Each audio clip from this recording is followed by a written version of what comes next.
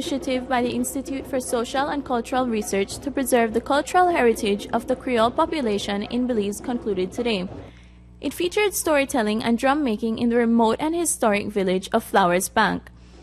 The purpose for the program was to instill cultural values and folklore that are at risk of being lost. We have children ranging from 8 to 16.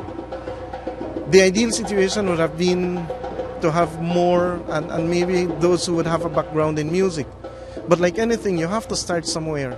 And for us at ISCR, at Niche, we find that it doesn't matter. As long as the community wants to work along, we are willing to come in and assist in whatever way possible. Various instructors were brought in to facilitate the program.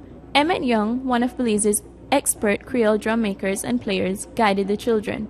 Young taught them about various types of drums, from the gimbé to the segundo and the sambai. They asked me to premiere the drum, and then when I finished premiere the drum, we set them up together, finish sanding them up, do the rings, the lacing up, and then put on the head, which we call the crown of the drum. What was your experience like with these children, getting them familiar with the drums? Well, because they didn't know nothing about the drum, it's a really good experience for them and also for me, because as well I am teaching them, I'm learning as well how to better work with the youths as I go along. I like it most because it was a new experience into the village. What did you learn from the summer camp? Anything that was like a significant experience for you? I learned new rhythms and I learned how to play the drum well. I learned how to play drum that Mr. Emmeth learned us, to how to move our hands and to beat drum at the correct mode. Okay. Was this something you always liked, playing the drums? Yes, ma'am. Music and folklore stories are at the heart of community life. One of the eldest residents of Flowers Bank, Egbert Robinson, taught the youths the popular story of Anansi and Tiger. To make them happy and know about old-time things. Yeah. Mr. Egbert, would you say that knowing all of this about this village and knowing all these stories, that it's being lost by the younger generation? Well, if the older head don't keep it up, the younger one wouldn't know. So that is the whole beauty of the thing. The village of Flowers Bank is one of the oldest communities in rural Belize district.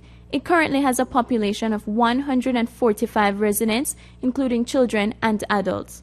But while employment is relatively poor, the village is rich in cultural heritage. This project, according to village chairman Clinton Rhaburn, helps with the move to attract tourists to the village. We are trying to put together a package in this community to see if we could bring in tourists to our community.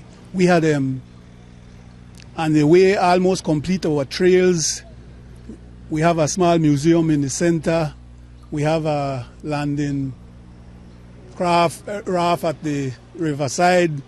And this is our park, which we are hoping to improve on it so that whenever time people come in, they have somewhere to relax and to spend hours with us. So this is just a beginning for this community. We are trying hard to see if we could put this community on the map. The program, which was funded through a grant from Central American Integration System, SICA, is part of a larger regional initiative to safeguard tangible and intangible cultural skills. Reporting for News 5 from Flowers Bank, I am Chelsea Wagner.